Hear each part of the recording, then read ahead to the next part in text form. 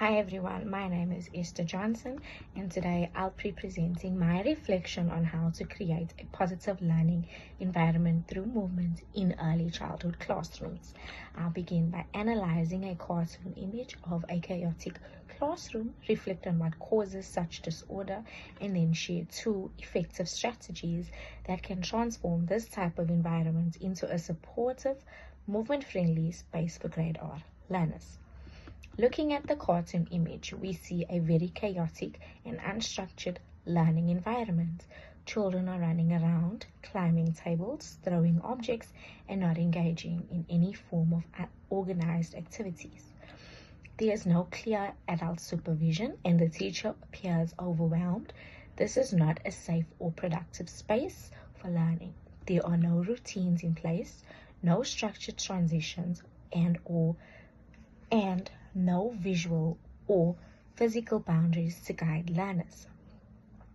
This kind of environment can feel stressful for both the teacher and the learners. It is nearly impossible to engage meaningfully in educational activities. Several factors contribute to this kind of classroom disorder. First, there's a lack of clear expectations and behavior management strategies. Without structure, learners don't know what's expected of them. Second, there are no transitions or movement routines, so the children are left to their own devices. Thirdly, the environment doesn't seem to support positive reinforcement or active engagement.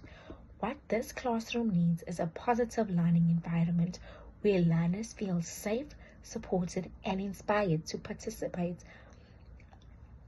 Movement should not be random or disruptive.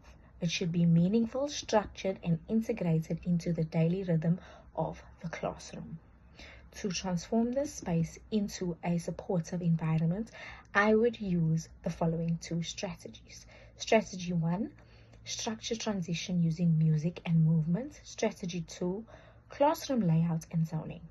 For strategy 1, young children thrive on routine and transitions are key movements in the day. I would use short songs, claps, or rhythmic chants to signal when it's time to move from one activity to another.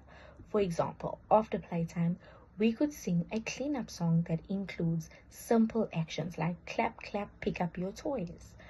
This helps children stay engaged and reduces disruptive behavior during transitions. Strategy 2, classroom layout and zoning. A well-planned classroom layout can reduce chaos. I would organize the space into zones: a quiet reading area, a movement corner with soft mats, and a creative art station. Visual boundary markers and clear signage would help children understand what happens where. This structure encourages independence and gives them a sense of security and routine. Let me give you an example of how I'd apply these strategies in a grade R classroom. In the morning, we'd start with the welcome circle that includes a movement-based greeting song where children wave, stretch, and clap along. When transitioning from the indoor to outdoor play, I'd use a rhythmic chant and hand signal to guide them calmly.